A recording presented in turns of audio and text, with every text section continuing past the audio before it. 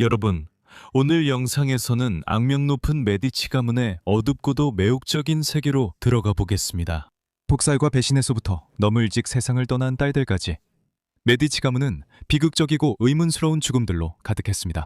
이런 비극과 더불어 근친혼과 사랑 없는 결혼들이 결국 마지막 메디치 공주로 이어지게 됩니다. 그러니 저와 함께 이 모든 이야기와 그 이상의 것들을 탐험해 봅시다. 16세기 중반 피렌체 공작 코시모 데 메디치와 그의 아내 엘레오노라 디 톨레도는 11명의 자녀를 두었고 그중 4명이 딸이었습니다. 코시모는 다른 딸들과 그가 보호하던 여자아이들도 있었지만 그들 중 거의 아무도 그보다 오래 살지 못했고 모두 젊은 나이에 혹은 비극적인 상황에서 세상을 떠났습니다. 저와 함께 윅스가 전하는 비극적인 메디치 가문 소녀들의 이야기를 들어보세요. 메디치 가문의 소녀들 이야기에 들어가기 전에 우리는 코시모 데 메디치와 그가 태어난 악명 높은 가문을 되돌아볼 필요가 있습니다. 1519년 6월 피렌체에서 태어났지만 주로 무젤로 계곡의 시골 가문 영지에서 자란 코시모는 최근에야 겨우 권력을 되찾은 가문에 속해 있었습니다. 메디치 가문은 1494년에 피렌체에서 추방당했으며 그전 수십 년 동안 그들은 자신들의 부하 후원 그리고 은행 제국을 통해 사실상 배후에서 공화국을 지배해왔습니다. 하지만 1510년대 초 이탈리아 전쟁의 정치적 변화와 전환의 일환으로 그들은 권력을 되찾는 데 성공했습니다. 그리고 이 일은 1530년에 절정에 달했는데 그때 코시모의 사촌인 알레산드로 데 메디치가 피렌체의 첫 번째 공식 공작으로 임명되면서 옛 공화국이 세습국가로 변모하게 되었습니다. 가문의 반개 출신이었던 코시모는 시골에서 조용하지만 안락한 삶을 살 것으로 기대되었습니다.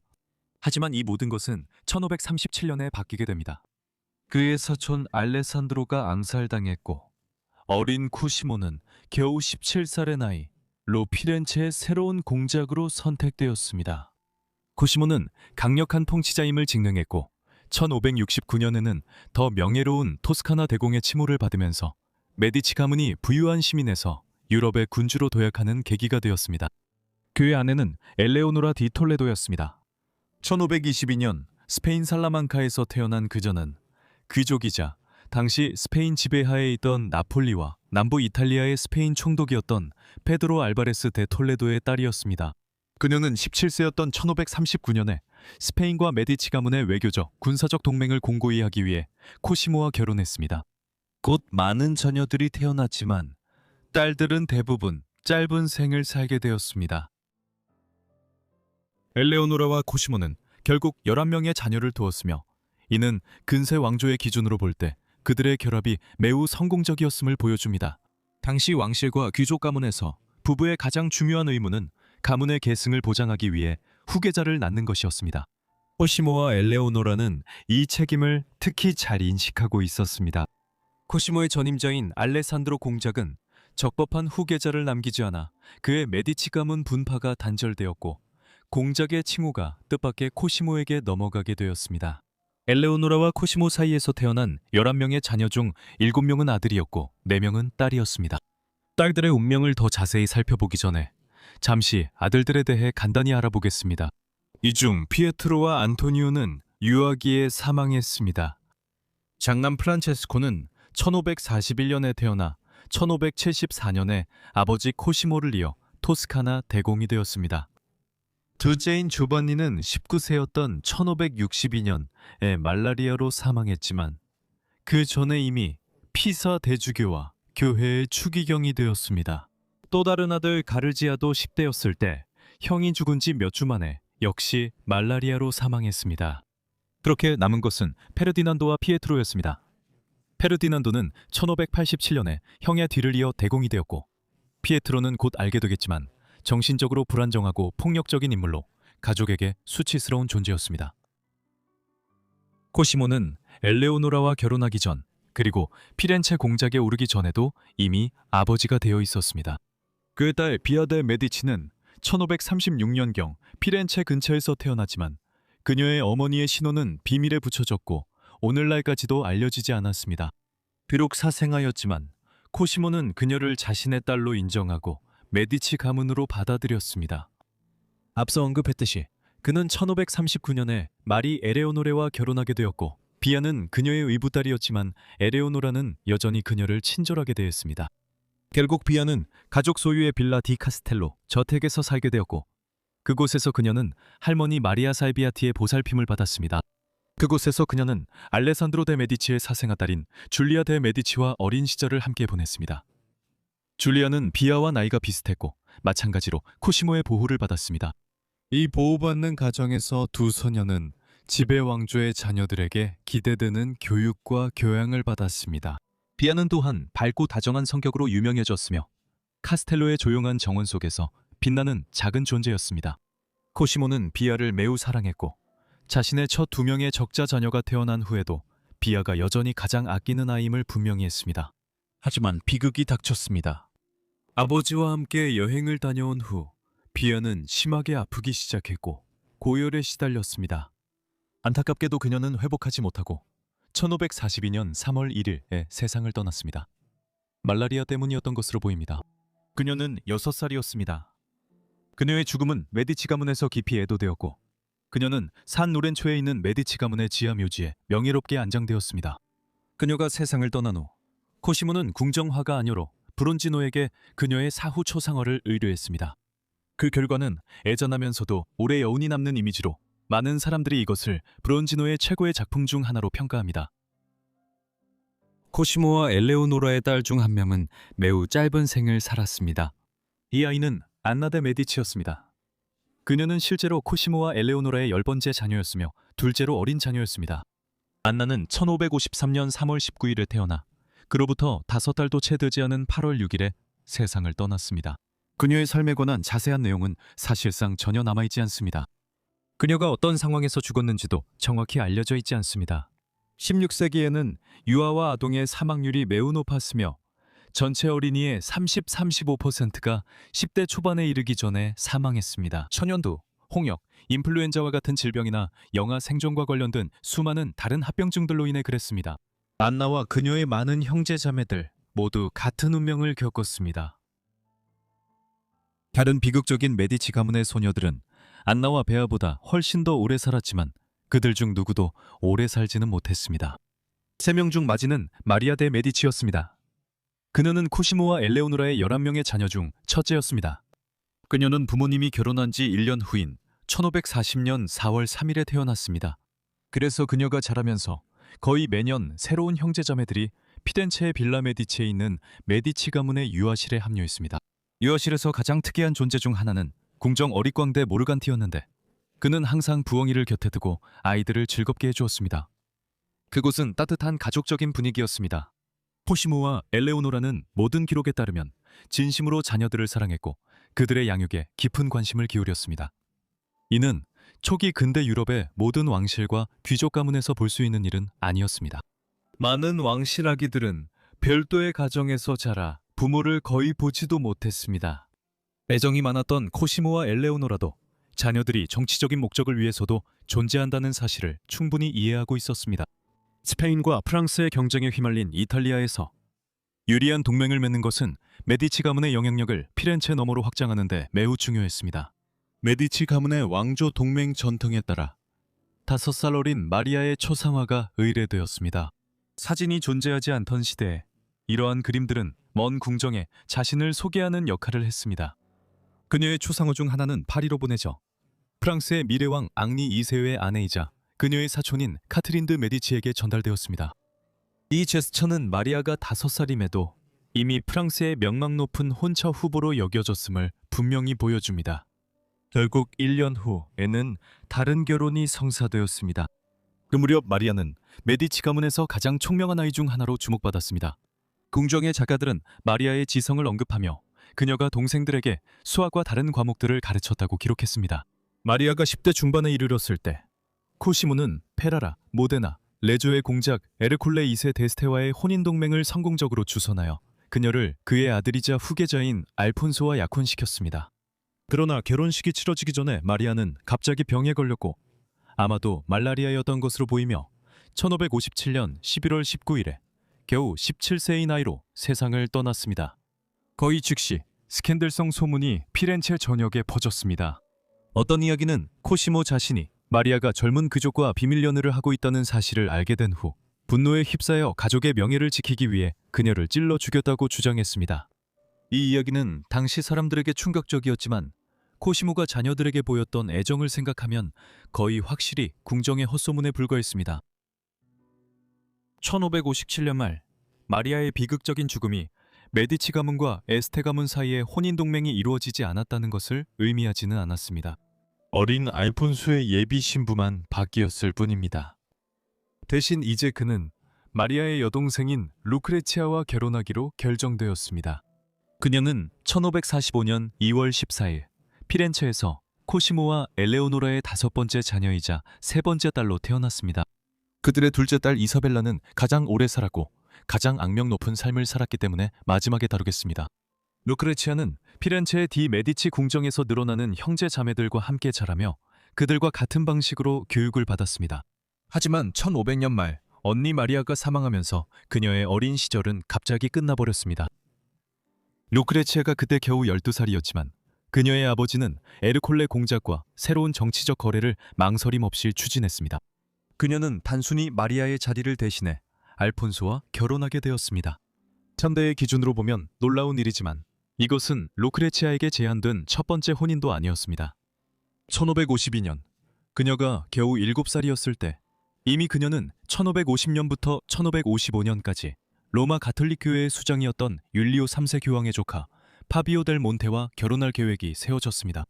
1555년 교황이 사망하면서 델몬테 가문과의 혼인 동맹은 무산되었고 루크레치아는 1558년 7월 3일 겨우 13살의 나이에 피렌체에서 알폰소 데스테와 결혼식을 올렸습니다. 그녀의 새 남편은 24세였습니다. 그러고 나서 이상한 상황이 펼쳐졌습니다.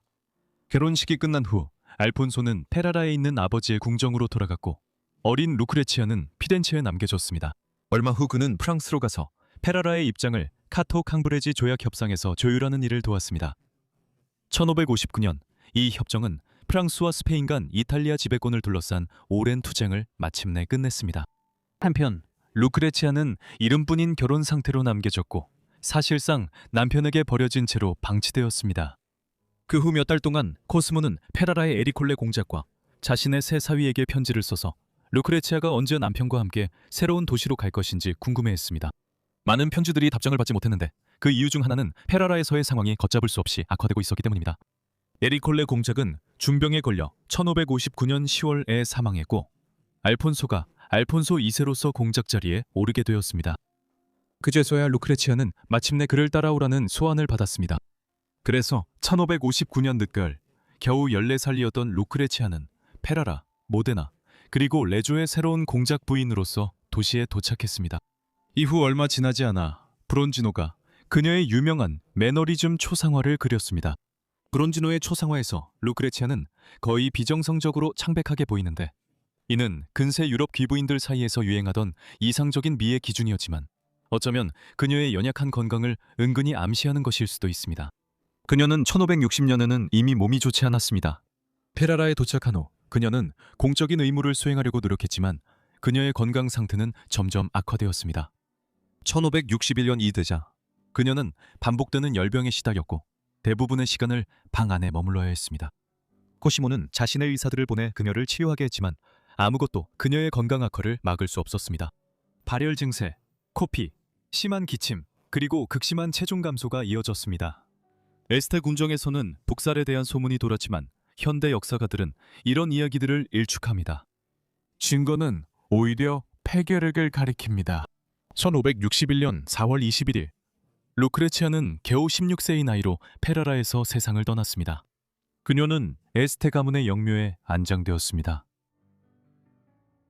1561년 루크레치아가 세상을 떠나면서 코시모의 딸들 중에는 이사벨라만이 유일하게 살아남았습니다. 그때쯤 이사벨라는 이미 오래전에 결혼한 상태였습니다. 1542년 8월 31일에 태어난 이사벨라는 1553년 겨우 11살의 나이에 미래의 브라치아노 공작 파올로 조르다노 오르시니와의 결혼이 정해졌습니다. 오르시니 가문은 로마시에서 가장 오래된 귀족 가문 중 하나였습니다. 그들은 자신의 혈통을 로마 제국 시절까지 거슬러 올라가며 궁극적으로 율리우스 카이사르의 후손이라고 주장했습니다. 수세기 동안 이 가문의 여러 구성원들이 교황이 되었으며 그들은 로마와 이탈리아 중부에서 막대한 영향력을 행사했습니다. 따라서 1558년 이사벨라가 파올로 조르다노와 결혼했을 때 이것은 메디치 가문에게 또 하나의 정치적으로 유리한 결혼이었습니다. 이사벨라의 결혼은 처음부터 이례적이었습니다. 그녀의 남편 파올로는 방탕한 바람둥이였고 코시모 공작은 파올로가 돈을 받자마자 탕진하지 않을 것이라는 증거를 보기 전까지 결혼 후에도 딸과 그녀의 막대한 지참금을 피렌체에 남겨두기로 결정했습니다.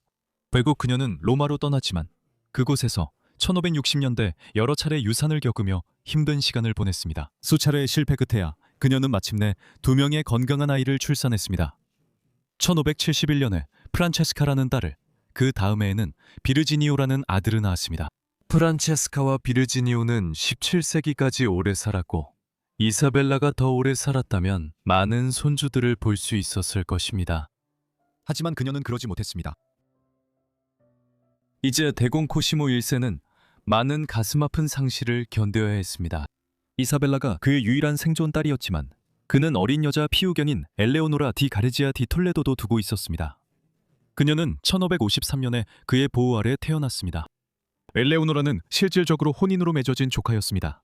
그녀가 아주 어렸을 때 어머니가 세상을 떠났고 아버지는 자주 집을 비우셨습니다. 그녀의 이모인 엘레오노라 디 톨레도, 즉 코시모의 아내가 그녀를 데려와 메디치 궁정에서 자신의 딸처럼 키웠습니다. 하지만 1562년에 비극이 다시 찾아왔습니다. 코시모의 아내 엘레오노라는 두 아들 조반니와 가르시아와 함께 43의 나이로 말라리아로 세상을 떠났습니다. 이 상실은 어린 엘레오노라를 어려운 처지에 놓이게 했지만 이모가 세상을 떠난 후에도 그녀는 피렌체 궁정에서 여전히 따뜻함과 호의를 받으며 대우받았습니다. 1571년 4월 코시모는 자신의 아들 피에트로와 엘레오노라의 결혼을 주선하여 엘레오노라는 그의 피의견인이자 미래의 며느리가 되었습니다. 두 사람은 첫사촌이었고 함께 자라왔으며 코시모는 그들의 친밀함과 같은 환경에서의 성장 배경이 조화로운 결혼으로 이어지길 바랐습니다. 하지만 곧 보시겠지만 그는 심각하게 잘못 판단했습니다. 엘레오노라 디 톨레도 사망 후 코시모는 엘레오노레 델라 알비치를 정부로 두었고 그녀와의 사이에서 두 자녀를 두었습니다. 한 명은 세례 전 사망한 딸, 다른 한 명은 나중에 인정한 아들 조반니입니다. 조반니는 이후 메디치 가문에서 존경받는 군사 지휘관이자 외교관이 되었습니다. 코시모는 이후 카밀라 마르텔리와 관계를 맺었고 1568년에 그들 사이에서 딸 비르지니아가 태어났습니다. 1586년 비르지니아는 체사레 데스테 모데나와 레조의 공작과 결혼했고 두 사람은 6 아들과 4딸, 총 10명의 자녀를 두었습니다. 하지만 시간이 지나면서 비르지니아는 심각한 정신질환의 징후를 보이기 시작했습니다. 그녀의 고해 신부는 비르지니아가 악마에게 사로잡혔다고 주장했고 그녀를 퇴마하려는 시도들은 오히려 그녀의 고통을 더욱 심화시켜 결국 말년에 완전히 무력하게 만들었습니다. 그녀는 1615년 1월 15일 46세의 나이로 모데나에서 세상을 떠났습니다. 비극적인 몰락에도 불구하고 비르지니아는 코시모의 딸들 중 유일하게 40세를 넘게 산 사람이었습니다. 코시모 자신은 이미 1574년 4월에 사망했고 그의 아들 프란체스코가 뒤를 이었습니다. 이 계승은 곧 그의 딸 이사벨라와 그가 후견하던 엘레오노레 디 가르지아 디 톨레도 모두에게 재앙을 가져오게 됩니다. 1576년 이사벨라와 엘레오노라는 폭력적인 죽음을 맞이했습니다. 프란체스코는 메디치 가문의 여성들 사이에서 의심드는 불륜에 대해 잔혹한 보복 행위가 이어지는 것을 묵인했습니다. 여기엔 이사벨라의 불안정한 오빠 피에트로도 있었습니다. 피에트로는 어릴 때부터 심리적으로 불안정한 상태로 알려져 있던 불안한 청년이었습니다. 그는 자주 폭력적이었고 여러 명의 정부를 두었으며 엘레오노라를 신체적으로 학대했다는 말도 있었습니다. 그리고 1576년 7월 10일 엘레오노라는 죽은 채로 발견되었습니다. 곧 건강한 23세 여성에게는 드문 심장마비였을지도 모른다는 이야기가 퍼지기 시작했습니다. 실제로 피에트로는 개 목줄을 이용해 자신의 아내를 목 졸라 죽였습니다. 6일 후 이사벨라도 남편에게 목 졸려 살해당했습니다. 이 일은 피렌체 외곽에 있는 메디치 가문의 사냥 오두막 중 한 곳에서 일어났습니다. 파올로는 이사벨라가 자신의 사촌 중 한 명인 트롤로 오르시니와 바람을 피웠다는 걸 알고 있었습니다. 이사벨라와 트롤로는 12년 동안 연인 사이였습니다.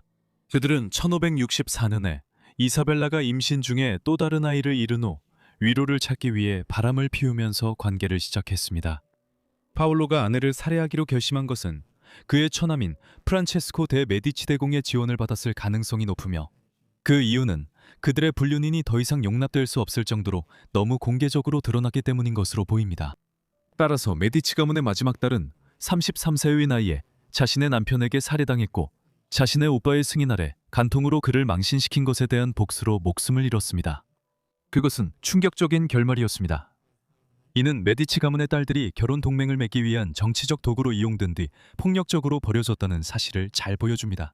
이는 근세 유럽에서 귀족 여성들조차 얼마나 가혹한 삶을 살았는지를 강렬하게 상기시켜줍니다. 1565년 12월, 오스트리아의 요한나는 미래의 토스카나 대공인 프란체스코 데 메디치와 결혼했습니다. 그것은 매우 호화로운 행사였지만 축하의 이면에는 어두운 미래가 도사리고 있었습니다. 그것은 차갑고 사랑 없는 결혼의 시작이었고, 프란체스코는 자신이 기형이고 못생겼다고 여긴 아내를 공개적으로 비웃었습니다. 이로 인해 수년 동안 메디치 궁정을 괴롭힐 일련의 미스터리한 죽음들이 이어지게 되었습니다. 오스트리아의 요한나는 1547년 1월 24일 당시 보헤미아 왕국에 속해 있던 프라하에서 태어났습니다. 이곳은 현재 체코의 수도입니다. 그 당시 프라하는 하브스부르크 가문의 오스트리아 분파가 다스리던 여러 구성왕국 중 하나였습니다. 하브스부르크 가문은 스위스 알프스에서 시작된 귀족 가문으로, 요한나가 태어날 무렵에는 오스트리아, 헝가리, 보헤미아, 크로아티아를 지배하게 되었습니다.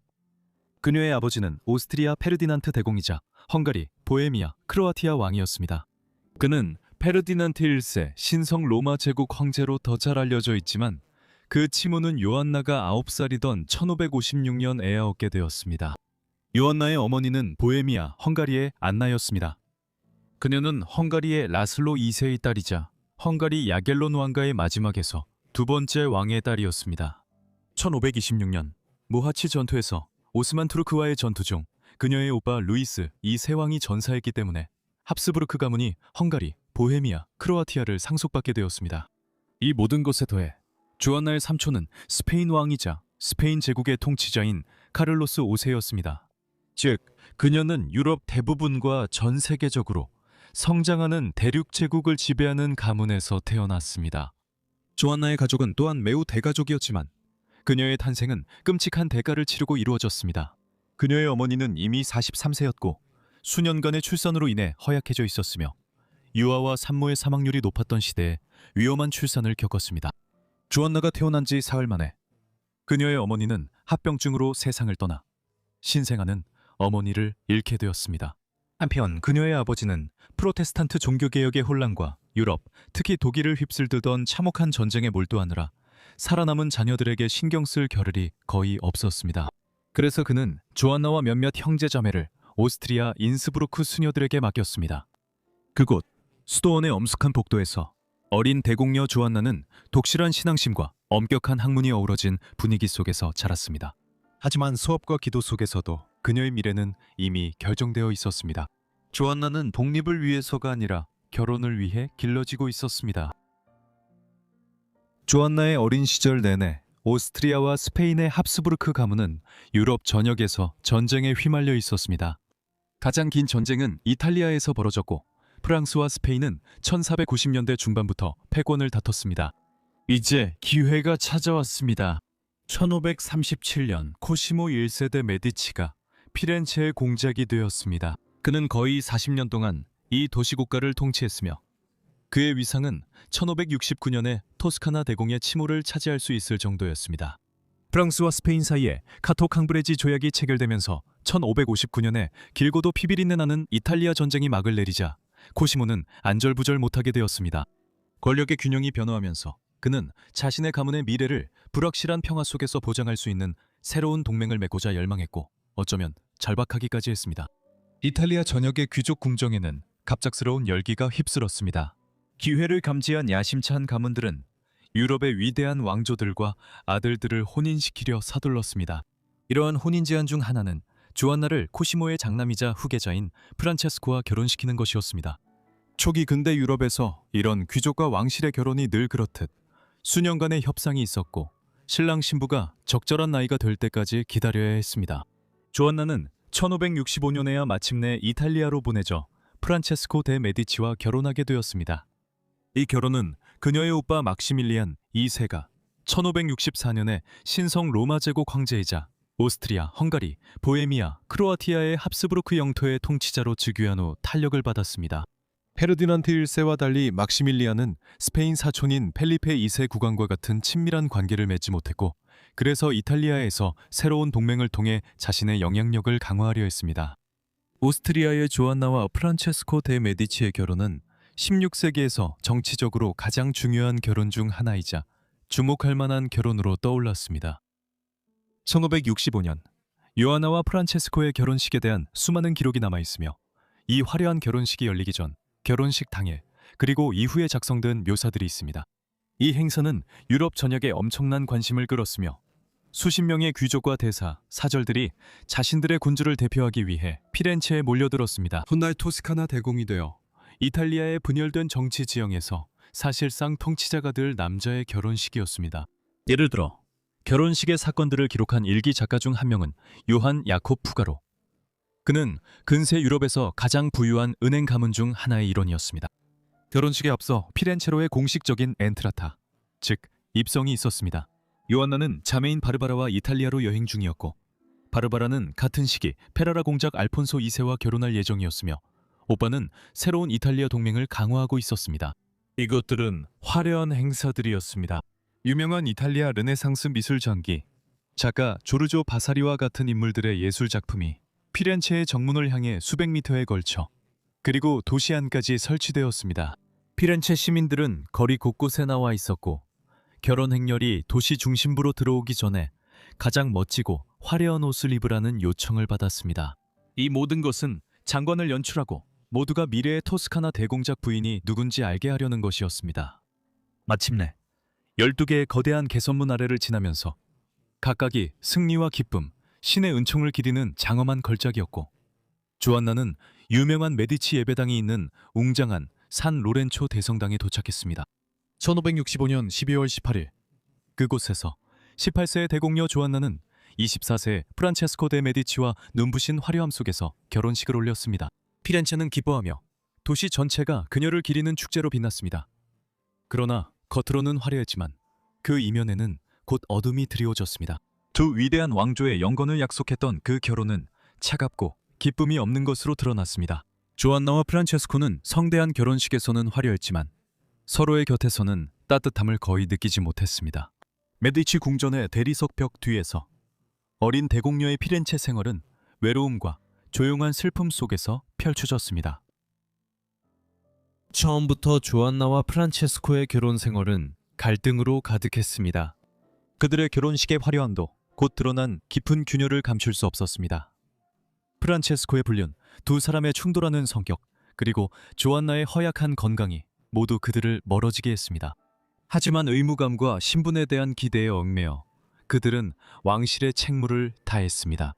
조안나는 임신을 거듭하며 매번 이전보다 더 힘든 고통을 견뎌냈습니다. 조안나의 몸에는 이 고통의 분명한 흔적이 남아 있었습니다. 선천적인 고관절 장애와 또 다른 심각한 질환으로 인해 반복되는 고된 출산으로 엉덩이와 골반이 변형되었고, 출산은 극도로 위험하고 고통스러웠습니다. 하지만 이런 상황에도 불구하고 조안나는 8명의 아이를 낳았습니다. 1567년 2월, 조안나의 첫째 딸 엘레오노라가 태어났습니다. 엘레오노라는 이후 만투아의 마지막 곤차가 공작 중 한 명인 빈첸초 곤차가와 결혼하게 됩니다. 만투아는 중세 말기와 근세 초기에 이탈리아 북동부의 주요 국가 중 하나였습니다. 안타깝게도 엘레오노라가 태어난 후 연이어 비극이 찾아왔습니다. 로몰라라는 이름의 아들이 1568년 11월에 태어났지만 2주 만에 세상을 떠났습니다. 또 다른 딸 안나가 1569년 새해 전날 태어났고 10대까지 살았지만 1584년에 젊은 나이로 세상을 떠났습니다. 그 다음 두 자녀인 이사벨라와 루크레치아는 각각 1571년과 1572년에 태어났지만 둘 다 유아기에 세상을 떠났고, 조안나의 마지막 자녀들 역시 어린 나이에 혹은 태어나기도 전에 세상을 떠났습니다. 이러한 경향의 예외는 마리 데 메디치였습니다. 그녀는 1575년 4월 26일 조안나와 프란체스코 사이에서 태어났습니다. 25년 후 그녀는 프랑스 왕 앙리 4세와 결혼해 그의 두 번째 아내가 되었고 이는 널리 알려졌습니다. 그녀는 루이 13세의 어머니였습니다. 따라서 마리를 통해 조안나는 18세기 말 프랑스 혁명 시기까지 모든 프랑스 왕들의 조상이 되었습니다. 그래서 조안나는 자신이 병약했음에도 불구하고 수백 년 동안 유럽 전역에 걸쳐 살아남은 많은 왕가의 어머니였습니다. 앞서 언급했듯이 조안나와 프란체스카의 결혼은 처음부터 문제가 많았습니다. 그는 조안나를 매력적이지 않게 여기며 그녀가 아플수록 더 냉담해졌습니다. 코르티우스는 그녀를 잔인하게 험담하며 구분 등을 비웃었습니다. 이는 그녀가 어릴 적부터 알아온 심각한 척추측만증의 눈에 띄는 징후를 가리키는 말로 시간이 지날수록 악화되어 그녀에게 큰 고통을 안겨준 몸을 쇠약하게 만드는 척추기형이었습니다. 그녀의 상태는 합스부르크가와 메디치가 사이의 결혼 협상 과정에서도 논의된 바 있었습니다. 왕조 결혼이라는 고위 정치에서 여성의 자녀 출산 능력은 모든 것이었고 조안나의 허약함은 그녀가 그 의무를 다할 수 있을지에 대한 의문을 불러일으켰습니다. 예술가들은 그녀를 귀족 신부로 그렸지만 이탈리아의 동시대 기록들은 더 냉혹한 진실을 전하고 있습니다. 세월이 흐르면서 그녀의 자세는 더 나빠졌고 움직임은 힘들어졌으며 걸음걸이도 불균형하게 변했습니다. 이렇게 눈에 띄는 쇠퇴와 프란체스코의 허영심과 야망이 결합되어 둘 사이의 간극은 점점 더 벌어졌고 결국 그는 그 틈을 다른 여성의 존재로 채우게 됩니다. 곧 알게 되겠지만 말이죠. 조안나의 결혼 생활과 인생을 힘들게 한 건 척추 변형뿐만이 아니었습니다.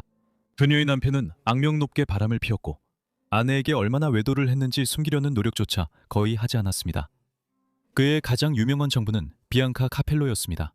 그녀는 베네치아 출신의 이탈리아 귀족 여성으로 그곳 상업공화국의 저명한 귀족의 딸이었으며 뛰어난 미모로도 유명했습니다. 비앙카는 자신도 결혼한 상태였는데 그녀의 남편은 토스카나 지역에서 가장 중요한 가문 중 하나인 살비아티 가문에 고용된 피렌체의 서기 피에트로 부오나벤투르였습니다. 그녀는 피에트로와 결혼한 후 1563년부터 피렌체 궁정에 머물게 되었습니다. 그녀와 프란체스코는 1560년대 후반 조안나와 프란체스코가 결혼한 후에 관계를 시작했습니다. 1572년 비앙카의 남편이 피렌체 거리에서 살해당하면서 그들의 관계는 더욱 공개적으로 변했습니다. 이 사건은 비앙카와 프란체스코가 공모했을 가능성도 있습니다. 1574년 4월 코시모 1세가 54세의 나이로 사망했습니다. 이제 프란체스코가 대공이 되었고 조안나가 대공비가 되었습니다.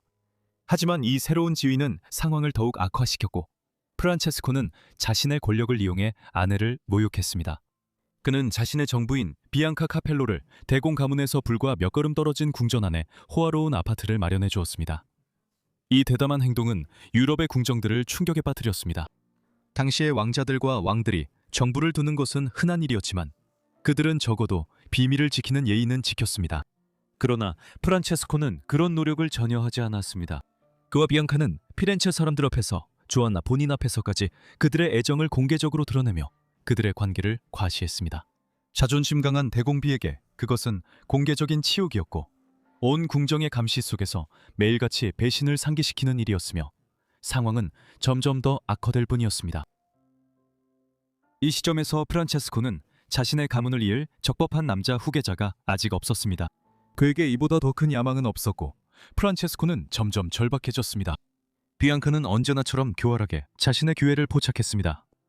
1576년 그녀는 그에게 아들 돈 안토니오 데 메디치를 낳았습니다. 이 아이의 탄생은 모든 것을 바꿀 수도 있었습니다. 하지만 프란체스코는 의무와 자존심에 얽매여 그 소년을 인정하지 않았습니다. 안토니오는 혈육이었지만 후계자는 아니었습니다. 모든 역경을 딛고 1577년에 주안나는 오랫동안 기다려온 아들 대공자 필리포 데 메디치를 출산했습니다. 잠시나마 찬란하게 공국의 미래와 조안나의 불안정한 입지가 모두 보장된 듯 보였습니다. 비앙카가 정부 역할을 넘어서리란 꿈은 그 아기요란 무게에 산산이 부서진 듯 했습니다. 하지만 운명은 조안나를 아직 놓지 않았습니다. 1578년 4월 10일 아침 팔라초 베키오에 비극이 닥쳤습니다. 조안나는 다시 한번 임신을 했고 이번이 8번째였습니다. 그녀는 메디치 가문의 웅장한 피렌체 저택 안에 있는 돌계단에서 굴러떨어졌습니다. 그 추락은 매우 심각했습니다. 충격으로 인해 조산이 시작되었고 아기는 살아남지 못했습니다. 그 후 이어진 길고 고통스러운 시간 동안 조안나 자신도 극심한 고통 속에 머물렀습니다. 다음 날이 되자 대공비 조안나는 자궁파열로 인해 몸이 망가진 채 세상을 떠났습니다. 그녀의 나이는 겨우 31세였습니다. 예상대로 조안나가 갑자기 죽은 후 곧 음모 소문이 돌기 시작했습니다. 남편의 악명 높은 불륜과 비앙카 카펠로를 향한 공공연한 애정 때문에 그녀의 추락이 단순한 사고였다고 믿는 사람은 거의 없었습니다. 피렌체 전역에는 그녀가 밀려 떨어졌거나 독이 관련되었다는 소문이 휩쓸었습니다. 하지만 궁정의 음모를 걷어낸 진실은 사악함보다는 더 비극적이었을지도 모릅니다. 조안나는 오랫동안 척추를 뒤틀고 균형을 약화시키는 악화되는 척추측만증을 앓아왔습니다. 이 잔인한 병이 그녀의 생명을 앗아간 치명적인 추락을 초래했을지도 모릅니다. 조안나가 죽은 지 불과 몇 달 만에 프란체스코가 비밀리에 비앙카 카펠로와 결혼하고 곧이어 1579년에 그녀를 대담하게 새로운 토스카나 대공비로 선포했을 때 이는 대중의 분노를 누그러뜨리는데 거의 도움이 되지 않았습니다. 많은 사람들은 이 사건들이 매우 수상하게 느껴졌습니다. 비앙카의 남편이 죽고 조안나도 사라졌으며 이제는 정부가 왕좌에 올랐습니다. 하지만 그들의 승리는 오래가지 못했습니다. 1582년 3월 조안나의 유일하게 살아남은 아들인 어린 필리포 왕자가 4살의 나이로 갑자기 세상을 떠나면서 프란체스코의 적통계보가 끊기게 되었습니다. 그리고 1587년에 또다시 비극이 닥쳤습니다. 프란체스코는 갑자기 심하게 병에 걸려 10월 19일에 세상을 떠났습니다. 비앙카도 다음 날 그를 따라 세상을 떠났습니다. 두 번의 죽음은 유럽에 충격을 주었고 이후 계속 미스터리로 남아 있습니다. 그들이 독살당했을까요? 궁정의 복수의 희생자였을까요? 어쩌면 새로 대공이 된 그의 형제 페르디난도였을지도 모릅니다. 아니면 질병, 어쩌면 두려운 말라리아가 그들 둘을 앗아갔을 수도 있습니다. 아무도 확실히 말할 수 없었지만 그들의 죽음은 불운의 악순환, 즉 20년 넘게 조안나와 그녀의 자녀들, 남편과 그의 연인을 따라다닌 죽음의 사슬에 음울한 종지부를 찍었습니다. 1634년 8월 2일 12살 비토리아 델라 로베르는 그녀의 사촌인 페르디난도 2세대 메디치와 결혼했습니다. 그는 24살이었고 이미 토스카나의 대공이었습니다. 그들의 결혼은 애정보다 야망에서 비롯된 것이었고 17세기 이탈리아를 규정짓던 위험한 권력과 혈통의 게임을 상징했습니다. 하지만 유대 왕조의 겉모습 아래에는 훨씬 더 어두운 질문이 숨어 있었습니다. 그런 결혼이 비토리아 자신에게 어떤 대가를 치르게 했을까요? 저와 함께 알아보시죠. 비토리아 델라 로베르는 1622년 2월 7일 우르비노시의 공작 궁전에서 태어났습니다. 오늘날 우르비노는 그다지 잘 알려진 이름은 아닙니다. 우르비노는 피렌체 동쪽, 이탈리아 중부에 위치한 인구 1만 5천 명의 작은 도시입니다. 하지만 이 고대 성벽 뒤에는 이탈리아에서 가장 잘 숨겨진 보석 같은 곳 중 하나가 숨겨져 있습니다. 바로 중세 말기의 화려함이 그대로 멈춰있는 듯한 거의 완벽하게 보존된 도시입니다. 한때 이탈리아 르네상스의 눈부신 요람이었던 이 도시는 델라 로베르 가문의 자랑스러운 통치 아래 있었습니다. 이 가문은 영광과 비극이 함께할 운명을 지닌 소녀 비토리아를 탄생시킨 바로 그 왕조이기도 합니다. 그 가문은 15세기 에우르비노와 같은 이탈리아 중부의 여러 작은 공장령과 제후국을 다스리기 위해 부상했습니다. 이 가문은 또한 두 번이나 교황 자리를 차지했는데 1471년부터 1484년까지 교황이었던 식스투스 4세와 율리우스 2세가 그들입니다. 그는 16세기 초 미켈란젤로에게 시스티나 성당의 천장화를 그리도록 의뢰한 것으로 유명합니다. 두 사람 모두 델라 로베르 가문의 일원이었습니다. 따라서 비토리아는 명망 있는 가문에서 태어났습니다. 이 가문은 또한 수세기 동안 많은 저명한 이탈리아 통치 가문들과 혼인을 거듭해왔으며 그 결과 근친혼의 정도가 매우 높았습니다. 비토리아의 아버지는 페데리코 델라 로베레였으며 그는 우르비노 공작의 마구른 참에 운명의 가장 잔인한 시련을 맞이하게 되었습니다. 그는 겨우 18살의 나이에 비토리아가 그의 얼굴을 기억하기도 전에 세상을 떠났으며 비토리아가 태어난 지 약 1년 반 만에 사망했습니다. 어떤 이들은 심각한 간질 발작이었다고 수군거렸고 또 다른 이들은 독살과 배신을 이야기했지만 진실이 무엇이든 그의 갑작스러운 죽음은 비토리아의 권리에 어두운 그림자를 드리웠습니다. 그녀의 어머니는 클라우디아 데 메디치로 1587년부터 1609년까지 토스카나의 대공이었던 페르디난도 1세 데메디치의 딸이었습니다. 비토리아가 훗날 하게 될 결혼을 생각하면 이 점을 염두에 둘 필요가 있습니다. 클라우디아는 1620년에 페데리코와 결혼했으며 비토리아는 그가 죽기 전에 낳은 그들의 유일한 자녀였습니다. 비토리아는 이론적으로 아버지가 사망한 후 오로비노의 여공작이 되었어야 했습니다. 하지만 초기 근대 유럽에서 여성의 통치는 복잡한 일이었습니다. 어떤 나라는 여성 계승을 허용했지만 다른 나라는 그렇지 않았습니다. 예를 들어 프랑스는 여왕이 즉위한 적이 없었고 초기 중세의 살리카법에 따라 여성이 프랑스 왕위를 계승하는 것이 금지되어 있었습니다. 이탈리아에서는 상황이 더 복잡했습니다. 일부 도시국가에서는 여성의 통치가 합법적인지에 대해 변호사들조차도 진정으로 알지 못했습니다. 그래서 비토리아의 아버지가 사망한 후 아직 살아있던 그녀의 할아버지 프란체스코 마리아가 다시 공작의 치무를 차지했습니다. 하지만 더 이상 남성 후계자가 태어날 가능성이 없었기 때문에 1625년에 나이든 공작은 이 문제를 당시 교황 우르바노 8세에게 맡겼습니다. 비토리아는 아직 유아였기에 앞으로 아주 오랫동안 통치할 수 없는 처지였습니다. 그는 결정했습니다.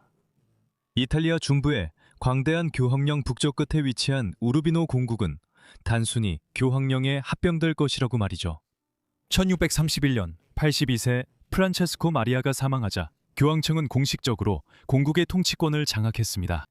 이제 데라로벨의 본가의 마지막 생존자였던 비토리아는 전체 자규 대신 더 넓은 공국 내에 위치한 일부 영토인 로베레와 몬테펠트로 공국을 개인 영지로 보상받았습니다.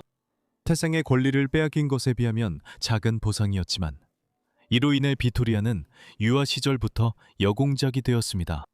그녀는 또한 가족의 전설적인 예술품 컬렉션을 상속받았는데 이는 수많은 그림을 포함한 눈부신 명작들과 고급 보석들로 이루어진 보물창고였습니다. 16세기 최고의 예술가 중 한 명이자 하이 르네상스 양식의 거장인 티치아노의 작품도 있었습니다.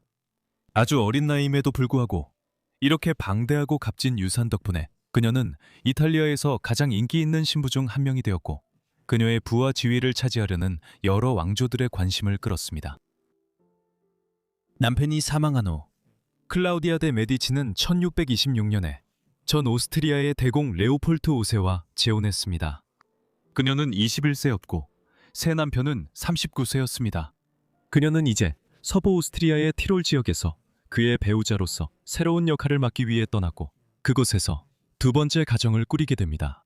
한편 어린 비토리아는 이탈리아에 남겨졌고 어머니의 고향인 토스카나의 그로체타에 있는 수도원의 엄격한 벽 속에서 어린 시절을 보냈습니다. 수녀들에게 둘러싸여 있었지만 피렌체에 있는 메디치 가문의 사촌들과도 멀지 않은 곳에서 그녀는 권력과 야망의 속삭임 속에서 자랐습니다. 그러나 그녀가 사랑이나 결혼의 의미를 이해하기도 전에 그녀의 운명은 이미 결정되어 있었습니다. 그녀는 사촌인 페르디난도에게 약혼되었습니다. 페르디난도 2세대 메디치, 토스카나 대공은 비토리아의 이종 사촌이었으며 그녀의 어머니의 오빠인 코시모 2세의 아들이었습니다. 코시모 2세는 1609년부터 1621년 일찍 세상을 떠날 때까지 토스카나를 통치했습니다. 비토리아와 마찬가지로 페르디난도의 아버지도 일찍 세상을 떠났고 그래서 그는 1621년 겨우 10살의 나이에 토스카나 대공위를 물려받았습니다. 그럼에도 불구하고 실제 권력은 그의 어머니인 오스트리아의 마리아 막달레나 대공비와 강력한 할머니인 크리스티나 대공비에게 있었습니다. 이 두 여성, 즉 공동 섭정으로 활동한 이들이 두 왕조 모두에 영향을 미칠 결혼을 주도했습니다. 1634년 늦여름 12세의 비토리아 델라 로베르는 24세의 대공과 결혼하여 혈연, 권력, 야망의 유대를 맺었습니다. 비토리아와 페르디난도 사이의 결혼은 실제로 4, 5년이 더 지나서야 합방한 것으로 여겨집니다. 두 사람은 서로 사촌이었고 서로 밀접하게 얽혀있고 다소 근친혼이 많은 왕조 출신이었기 때문에 그들의 결합은 심각한 생물학적 위험을 안고 있었습니다. 그래서 건강한 후계자를 낳는 일은 결코 간단하지 않았습니다. 아들이 한 명 태어났습니다. 그리고 1639년 12월 며칠 만에 사망했습니다. 또 다른 아들도 1년 반 후에 똑같은 운명을 겪었고 세례를 받을 만큼만 살다가 세상을 떠났습니다. 마침내 건강한 아이가 태어났는데 그가 바로 미래의 대공 코스모 3세였습니다. 1642년 8월 14일에 태어났습니다. 비토리아는 자신의 독실한 신앙심에 따라 코스모 3세가 엄격한 로마 가톨릭 방식으로 자라도록 세심하게 신경 썼습니다. 하지만 건강하게 태어났음에도 불구하고 코시모는 아마도 메디치 가문 중에서 가장 근친혼이 심한 인물로 자라게 됩니다. 그의 연약한 체질과 특이한 성격은 여러 세대에 걸친 왕가의 근친혼이 남긴 미묘하지만 지속적인 영향을 반영하고 있었습니다. 그 후 오랜 세월 동안 다른 아이는 태어나지 않았습니다.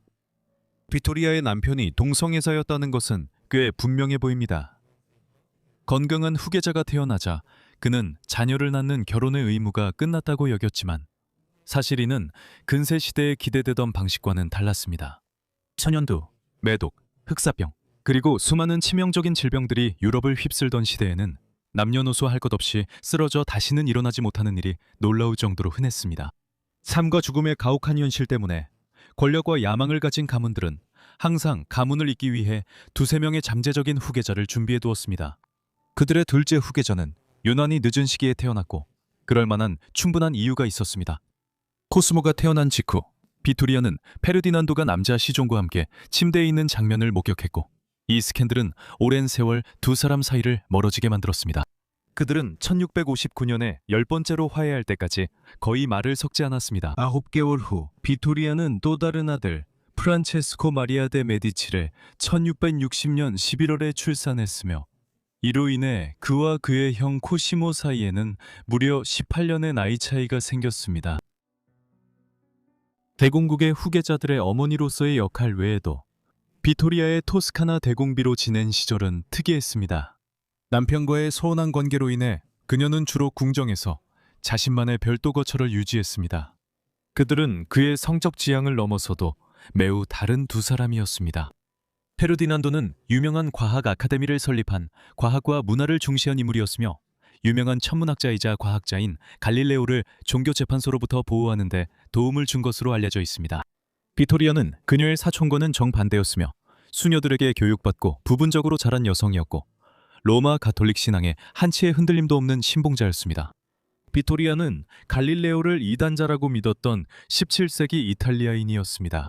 그녀의 냉담하고 지나치게 독실한 성격 때문에 비토리아는 대공국의 사람들에게 대체로 호감을 얻지 못했으며 이는 인기가 많았던 남편과는 대조적이었습니다. 1670년 그녀의 남편이 59세의 나이로 세상을 떠나면서 비토리아는 40대 후반의 나이로 토스카나의 대공비 미망인이 되었습니다. 비토리아는 재혼하지 않았습니다. 대신 그녀는 남편이 세상을 떠난 후 장남에게 조언하는데 자신의 삶을 바쳤습니다. 장남은 아버지의 죽음 이후 코스모 3세 대공이 되었습니다. 비토리아와 그는 가까운 사이였고 그녀는 그를 자신과 마찬가지로 로마 가톨릭 신앙에 엄격하게 따르도록 키웠습니다. 하지만 그때쯤에는 이미 스캔들과 불안이 그림자처럼 피렌체 궁정을 따라다녔습니다. 1661년으로 거슬러 올라가면 코스모는 프랑스 왕실 오를레앙 가문의 마르그리트 루이즈와 결혼했는데 그녀는 루이 14세의 사촌이었습니다. 정치적, 외교적으로 이 결혼은 코스모 부모에게 큰 성공이었고 유럽의 강력한 왕조와 유대를 맺는 데 도움이 됐습니다. 하지만 그 결혼은 참담한 실패였습니다. 마르그리트는 깊은 불행과 씁쓸함 속에서 남편을 계속해서 경멸했고 이 결혼은 메디치 가문과 프랑스 왕실 사이에서 대대로 이어진 왕조 근친혼의 또 다른 장을 의미하기도 했습니다. 서로에 대한 반감이 그들의 가정을 망쳐놓았고 궁정에는 긴장과 은밀한 스캔들이 가득했습니다. 전설에 따르면 그들은 혼인을 완결하기 위해 단 한 번만 함께 잠자리를 했다고 하지만 이는 분명히 사실과 다릅니다. 왜냐하면 그들에게는 3명의 자녀, 두 아들 페르디난도와 잔 고스톤, 그리고 딸 안나 마리아 루이사가 있었기 때문입니다. 마르게리타는 또한 토스카나 왕관 보석 일부를 훔쳐파려고 시도한 것으로 악명이 높았으며 남편을 신체적으로 공격한 것으로도 알려져 있었습니다. 비토리아는 이러한 일들에 관여했고 아들에게 스스로를 위해 맞서라고 격려했습니다. 그녀는 또한 며느리와 공개적으로 그리고 정부 회의에서 다투었으며 이로 인해 공작부인과 전직 공작부인 사이의 경쟁이 피렌체의 화제가 될 정도였습니다. 한 동시대인은 이에 대해 이렇게 말했습니다. 피티 공전은 악마의 소굴이 되었고 아침부터 자정까지 다투고 욕설하는 소리만 들린다. 코스모 3세는 항상 어머니 편을 들었고 이러한 충성심은 오를레앙의 마르그리트 루이지의 불같은 성격에 더욱 불을 지폈습니다. 그러나 결국에는 비토리아가 승리했습니다. 1675년 그녀의 30번째 생일을 불과 일주일 앞두고 수년간의 격렬한 다툼과 공개적인 대립 끝에 마르그리트는 토스카나를 떠나 프랑스로 도망쳤고 세 자녀인 페르디난도 11살, 안나 마리아 루이사 7살, 그리고 겨우 4살이던 잔 가스톤을 남겨두었습니다. 그녀는 남은 생애를 대부분 수도원에 갇혀 지내며 다시는 토스카나로 돌아오지 않았습니다. 1675년 어머니가 프랑스로 떠났을 때 비토리아는 손주들을 양육하고 교육하는 역할을 맡게 되었습니다. 그녀의 손주들은 근친혼의 영향으로 보이는 몇 가지 문제를 겪었는데 이는 그녀 자신의 결혼 생활에 어려움과 연약함을 가져왔던 바로 그 영향과 같았습니다. 그녀는 손주 교육의 몇 가지를 직접 결정하고 신부들과 고의 신부들이 중심 역할을 하게 했습니다. 이러한 배경을 고려할 때 그들의 삶이 여러 면에서 어떻게 전개되었는지는 참으로 특이한 일이었습니다. 그녀의 손녀 안나 마리아 루이자는 1690년대 초에 독일 서부의 한 공국의 개신교 영주이자 팔체 선제후와 결혼하게 됩니다. 한편 잔 가스토네는 점점 더 불쾌하고 무례한 사람으로 성장했고 결국 토스카나 대공국을 상속받게 됩니다. 그는 거친 행동과 추문으로 궁정을 충격에 빠뜨렸습니다. 이는 비토리아가 심어준 예절과는 달랐습니다. 손주들을 키우는 것 외에도 비토리아는 토스카나 국정에서도 이례적으로 큰 역할을 계속해서 했습니다. 그녀의 아들은 어머니가 국정 운영에 영향력을 행사하려 할 때 항상 순종적이었습니다. 많은 사람들은 그가 30대, 40대에 접어들었음에도 불구하고 그의 어머니가 계속해서 추밀원의 일원이었고 대공에게 그렇게 쉽게 접근할 수 있다는 것이 이상하다고 말했습니다. 그녀는 생애 마지막 순간까지 궁정에서 막강한 권력을 행사했습니다. 코스모 3세 정군의 고위 장관들과 정치인들 중 상당수는 그의 어머니가 1680년대 후반부터 정책에 덜 적극적으로 관여하게 되자 안도했습니다. 특히 그녀의 손녀의 혼담이 마무리된 뒤에는 더욱 그랬습니다. 그때까지 비토리아는 이미 자신의 둘째 아들 프란체스코가 대공국 영토인 시에나시에 총독이 되도록 보장해 두었습니다. 나중에 그는 교회의 추기경이 되기도 했지만 과거에 그의 선조들인 2명의 델라 로벨의 가문과 4명의 메디치 가문 인물들이 그랬던 것처럼 교황직을 노릴 기회는 전혀 없었습니다. 정치적 야망을 대부분 이룬 데다 메디치 가문의 계승도 안정되어 보이자 비토리아는 만년을 종교에 더욱 헌신했습니다. 그녀는 피렌체와 토스카나 전역의 수많은 수녀원과 종교시설을 자주 방문하며 후원자로 활동했습니다. 그녀는 1694년 3월 5일 토스카나 대공이 소유한 항구 도시 피사에 있는 공작 궁전에서 세상을 떠났습니다. 비토리아는 피렌체 내륙보다 온화한 기후 덕분에 겨울과 이른 봄에 이곳에서 시간을 보내는 것을 즐겼습니다. 다른 기록은 그녀가 3월 6일에 사망했다고 보고합니다. 그녀는 당시 72세였으며 모든 기록에 따르면 사망할 무렵에는 상당히 비만해지고 있었습니다. 그녀는 피렌체의 산 로렌초 대성당에 안장되었습니다. 대공비의 라바레아와 몬테펠트로, 공국의 소유권은 그녀의 둘째 아들 프란체스코에게 넘어갔습니다. 비토리아의 예술품 컬렉션, 티치아노의 귀중한 그림 컬렉션을 포함하여 메디치 예술품 컬렉션에 합쳐졌습니다. 그 안에 있던 작품들은 나중에 우피치 미술관의 일부가 되었으며 그녀의 손녀 안나 마리아 루이사가 1743년 자신의 사망 이후 유럽 최초의 공공미술관 중 하나가 되도록 조직했습니다. 비토리아에게 안타깝게도 메디치 가문이 안전하리라는 그녀의 믿음은 비극적으로 잘못된 것으로 드러났습니다. 그녀의 장손 페르디난도는 1713년에 자식 없이 결혼 생활을 이어가다 아버지보다 먼저 세상을 떠났습니다. 1723년 코스모 3세가 세상을 떠나자 그의 막내 아들 잔 가스토네가 뒤를 이었습니다. 그 역시 후사를 남기지 않았습니다. 그리고 1737년 그의 죽음과 함께 유럽에서 가장 유명한 왕조 중 하나인 메디치 가문은 막을 내렸고 그는 토스카나 대공국의 마지막 메디치 통치자로 기록되었습니다. 안나 마리아 루이사는 교활함과 권력, 부로 유명했던 악명 높은 메디치 가문의 마지막 구성원이었습니다. 하지만 화려한 환경에서 태어났지만 그녀의 삶은 병과 스캔들, 그리고 사라져가는 권력에 시달렸습니다. 그러나 죽음에 이르러서도 그녀는 메디치 가문의 유산을 영원히 보존하는 마지막이자 빛나는 한 수를 두었습니다. 이것이 그녀의 이야기입니다. 안나 마리아 루이사 데 메디치는 1667년 8월 11일 피렌체에 있는 메디치 가문의 대공궁인 피티 궁전에서 태어났습니다. 이름에서 알 수 있듯이 그녀는 악명 높은 메디치 가문에 속해 있었으며 이 가문은 중세 말기와 근세 유럽에서 가장 중요한 귀족 가문 중 하나였습니다. 메디치 가문은 14세기 후반 피렌체가 아직 공화국이었을 때 강력한 은행 가문으로 떠올랐습니다. 그 후 100년 동안 그들은 점차 정치적 권력을 공고히 하며 사실상 피렌체를 배후에서 지배하게 되었습니다. 1532년에 그들은 공식적으로 피렌체의 공작이 되었고 1569년에는 메디치 가문이 토스카나 대공으로 승격되면서 공화국에서 세습 군주제로의 전원을 알렸습니다. 안나 마리아의 아버지는 코시모 데 메디치였으며 그녀가 태어난 지 3년 후 그는 코시모 3세로서 토스카나 대공이 되었습니다. 안나 마리아의 어머니는 마르그리트 루이즈 도를레앙으로 프랑스 왕가의 반계 일원이었습니다. 불행하게도 그녀의 부모는 서로를 몹시 싫어했습니다. 마르그리트 루이즈는 불같은 성격의 공주였으며 코시모를 흉측하다고 생각했고 그것을 숨기지 않았습니다. 그녀는 공개적으로 코시모를 조롱했고 전설에 따르면 임신 중에 무모하게 말을 타며 안나 마리아를 유산시키려고까지 했다고 합니다. 많은 왕족 여성들처럼 그녀도 선택의 여지가 없었고 프랑스와 토스카나 사이에 정치적 동맹을 맺기 위해 코시모와 결혼할 수밖에 없었습니다. 사실 이 동맹은 한 세기 넘게 계속되어 왔으며 메디치 가문과 프랑스 왕실은 여러 차례 혈연으로 얽혀 있었습니다. 하지만 가장 대담한 움직임은 1600년에 프랑스의 앙리 4세가 야심찬 피렌체의 상속녀 마리 데 메디치를 자신의 왕비로 맞이했을 때였습니다.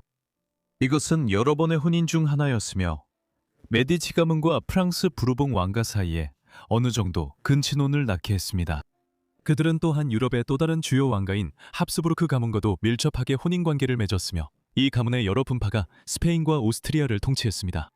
이제 왕실의 근친혼이 초래한 결과는 모두가 뚜렷이 볼 수 있었으며 특히 스페인을 보면 더욱 극명했습니다. 1665년부터 1700년까지 통치한 카를로스 2세 왕은 비극적인 존재였습니다. 병약하고 기형적이었으며 턱이 너무 비틀려서 거의 말도 못하고 씹지도 못했습니다. 안나 마리아 자신도 자주 병을 앓았고 여러 세대에 걸친 왕가의 근친혼이 영향을 미쳤는지에 대한 추측이 있습니다. 그러나 일부는 그녀의 허약함을 여러 세대에 걸친 복잡한 혈통 탓으로 돌렸지만 다른 이들은 그녀가 매독에 걸렸다고 주장했습니다. 이 충격적인 소문은 오늘날까지도 역사가들 사이에서 논쟁을 불러일으키고 있습니다.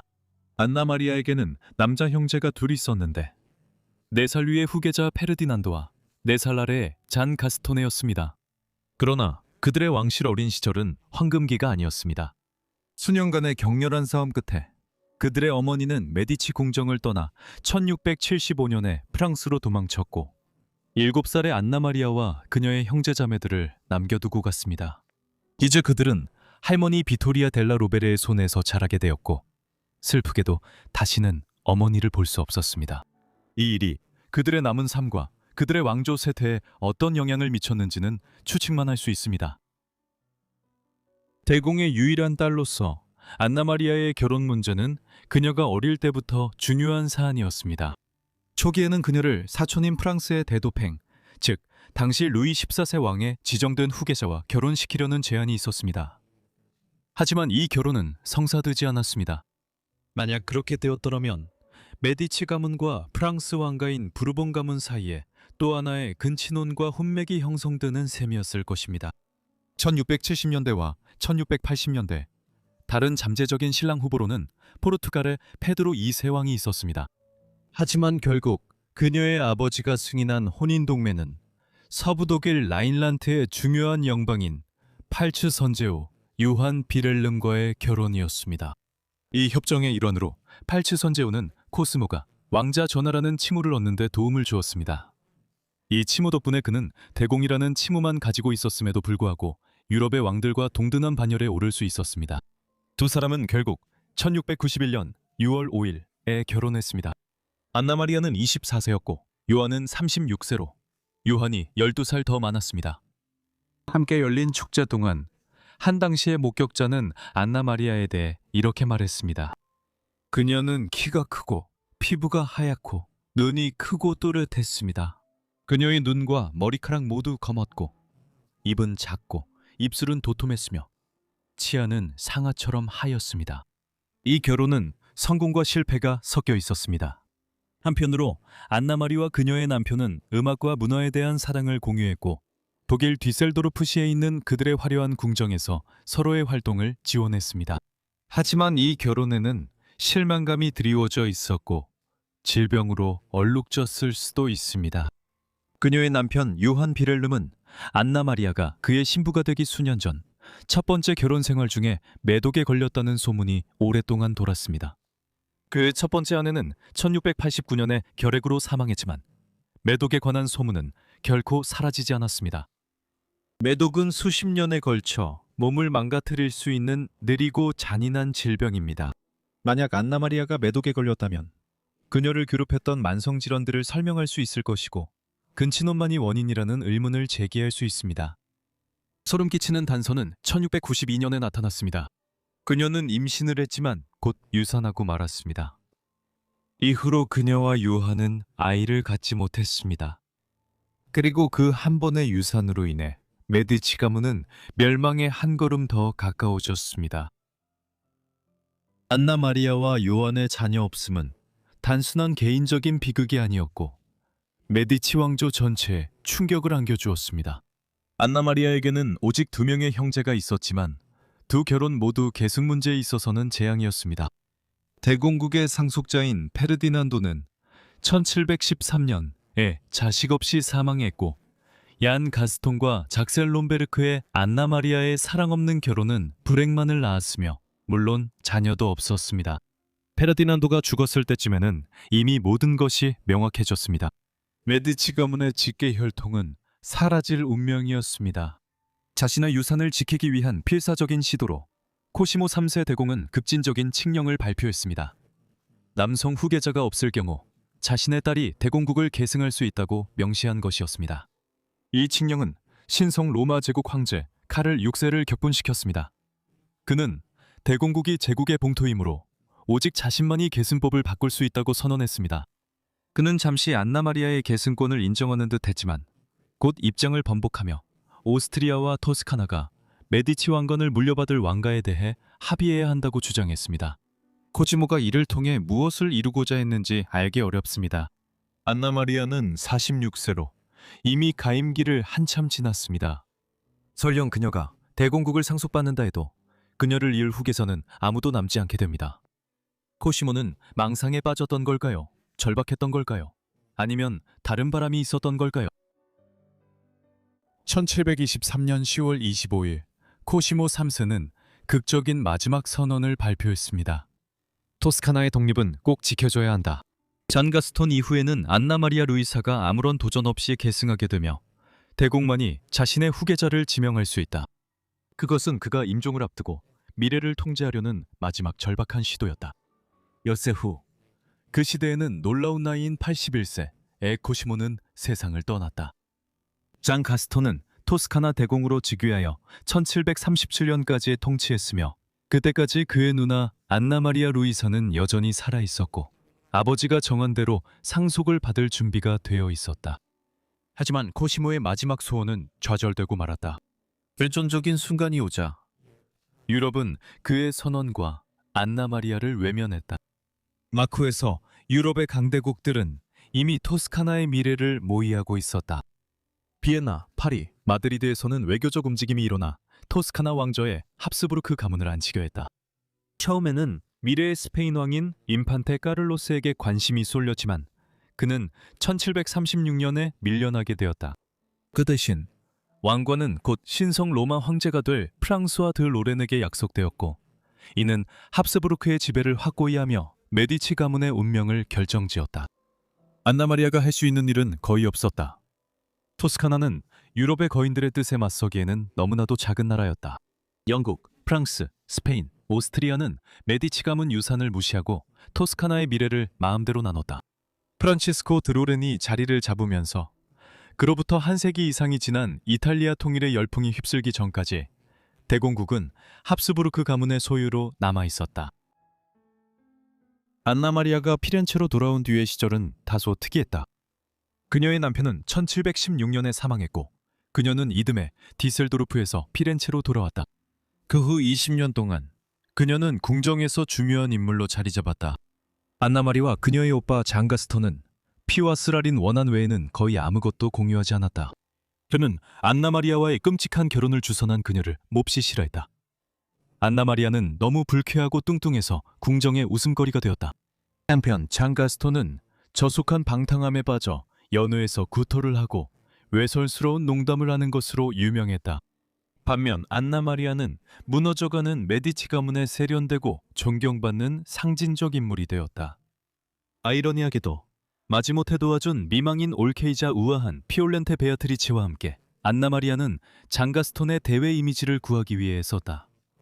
비록 서로를 싫어하는 감정이 모든 궁정의 미소 뒤에 숨어 있었지만 말이다. 장가스톤은 마침내 1737년 7월 9일 여러 질병이 겹쳐졌다는 진단을 받고 병마에 시달리다 숨을 거두었다.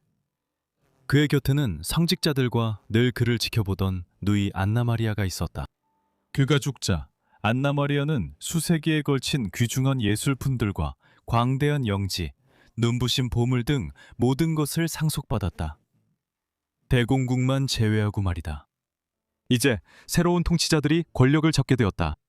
그들은 로렌 가문으로 불렸고 피렌체 시민들에게 경멸받았다. 마지막 메디치 가문의 일원으로서의 상징적 지위와 명성에도 불구하고 안나 마리아 루이서는 팔라초 피티의 자신의 구역에서 방해받지 않고 머무를 수 있었다. 그곳에서 그녀는 거의 은둔 생활을 하며 드물게만 사람들을 만나고 자신의 개인 공간에 머물렀다. 그러나 공적인 일에서 물러나 있었음에도 불구하고 그녀는 놀라운 관대함으로 존경을 받았다. 오늘날로 치면 연간 100만 달러가 넘는 금액을 자선단체에 기부했기 때문이다. 그녀가 나이가 들어감에 따라 건강 문제가 대두되었고 다시 한번 그녀의 매독에 관한 소문이 퍼지기 시작했다. 1743년 2월 18일 그녀가 사망했을 때 그녀의 죽음에 대한 기록에는 얼마 전부터 가슴에 혹이 나타났다는 내용이 포함되어 있었다. 이로 인해 그녀가 매독이나 가족 내 근친혼과 관련된 다른 질병이 아니라 유방암으로 사망했을 가능성이 있다는 믿음이 생겨났다. 하지만 진실은 확실히 알 수 없다는 점이다. 2012년에 그녀의 유해가 발굴되어 그녀의 사망 원인이 무엇이었는지 알아보기 위해 현대적인 방법으로 연구되기까지 했다. 하지만 이 연구 역시 결론을 내리지 못했다. 그래서 우리는 안나 마리아의 사망 원인을 영원히 모를 수도 있다. 어쨌든 그녀가 사망했을 때 안나 마리아는 75세였고 오랜 건강 문제에도 불구하고 긴 삶을 살았다. 그녀는 자신이 완성하는 데 도움을 줬던 산 로렌초의 메디치 묘실에 안장되었다. 1743년 그녀의 죽음은 유럽에서 가장 강력했던 왕조 중 하나의 극적인 종말을 알렸다. 플로렌스에서 평범한 대부업자로 시작해 공작의 권력까지 올라섰던 메디치 가문은 이제 끝이 났다. 그녀의 아버지는 계승을 확실히 하기 위해 했었지만 이미 오래전에 실패했다. 안나 마리아 루이사가 세상을 떠나면서 메디치 가문의 직계 혈통도 사라졌다. 영원히.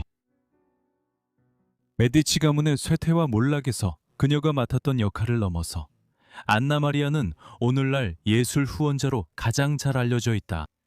메디치 가문은 이탈리아 르네상스에서 가장 중요한 후원자로 유명하다. 로렌초 데 메디치와 그의 할아버지 코시모는 15세기 거의 대부분 동안 가문의 수장이었으며 도시의 다양한 예술학교와 유사한 기관들을 지원하는데 현대 기준으로 수억 달러에 해당하는 금액을 썼다. 산드로 보티첼리, 미켈란젤로, 레오나르도 다빈치, 도나텔로, 라파엘로 등은 모두 여러 시기에 그들의 후원을 받았다.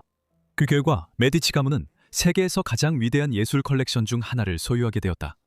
16세기 중반 메디치 가문은 자신들의 방대한 예술 컬렉션을 보관하기 위해 웅장한 공간인 우피치 미술관을 짓기 시작했다.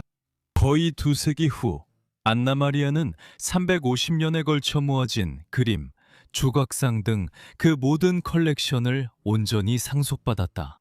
그녀는 죽은 뒤 이 컬렉션이 흩어지거나 팔릴까 두려워 대담하고 선견지명 있게 조치했다. 그녀는 가족협약이라는 법적 명령을 의뢰하여 이 컬렉션이 절대 피렌체를 떠나지 못하도록 금지했다.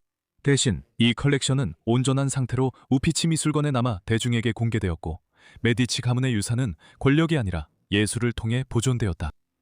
루브르, 프라도 같은 위대한 박물관이나 미술관이 존재하기도 전의 시대, 이것은 그녀가 매우 앞서간 접근 방식이었다. 그녀의 결정 덕분에 우피치 미술관은 그녀가 세상을 떠난 지 16년 후인 1759년에 대중에게 개방되었고, 세계 최초의 공개 미술관 중 하나가 되었다. 오늘날 우피치 미술관은 전 세계에서 르네상스 미술의 가장 위대한 공공소장품 중 하나를 이루고 있다. 이곳에는 보티첼리의 라 프리마베라, 티치아노의 우르비노의 비너스와 같은 유명한 르네상스 작품들, 그리고 다빈치와 카라바조 같은 위대한 르네상스 및 바로크 시대 화가들의 다양한 그림들이 소장되어 있다. 이 소장품이 오늘날까지 피렌체의 완전한 형태로 남아있는 것은 안나 마리아의 결정 덕분이며, 이는 수세기 동안 메디치 가문의 후원을 증명하는 증거가 되고 있다. 그래서 마지막 메디치인 안나 마리아는 역사상 가장 위대한 예술 후원자 중 한 명이다. 메디치 이야기와 왕조를 시청해 주셔서 감사합니다. 흥미로우셨길 바랍니다. 화면에 보이는 채널 멤버분들께 감사 인사드립니다. 또 이런 영상이나 더 긴 영상, 왕실 관련 영상 등 보고 싶은 내용이나 다른 제안이 있으시면 아래 댓글로 알려주세요. 그리고 여러분 모두 구독과 알림 설정을 하셔서 제가 영상을 올리자마자 바로 받아보시길 바랍니다. 오늘은 여기까지입니다. 다음 푸같은 라이브스에서 뵙겠습니다. 감사합니다.